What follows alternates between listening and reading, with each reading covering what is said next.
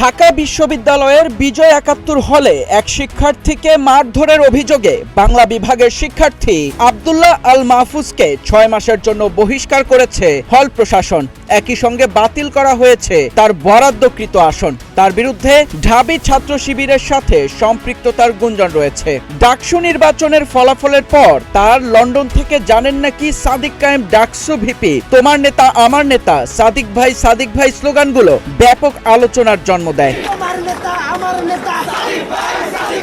তবে অভিযুক্ত শিক্ষার্থীর ছাত্র শিবিরের সঙ্গে সাংগঠনিক সম্পর্ক থাকার বিষয়টি অস্বীকার করেছে সংগঠনটি। হল প্রাধ্যক্ষের কার্যালয় থেকে জারি করা নোটিশে জানানো হয়, গত ১৯ জুলাই দিবাগত রাত প্রায় ১১টা ৫০ যমুনা ব্লকের অতিথি কক্ষ সংলগ্ন ওয়াশরুম ব্যবহারকে কেন্দ্র করে আবাসিক শিক্ষার্থী আহমেদ শাহরিয়ার নীরের সঙ্গে মাহফুজের অনাকাঙ্ক্ষিত ঘটনা ঘটে। এ সময় নীরকে তোর বাপ আমি রাতে রুমে আসবি ম্যানার শেখাবো এ ধরনের কথা সহ অশ্রাব্য ভাষায় গালাগালির অভিযোগ ওঠে মাহফুজের বিরুদ্ধে।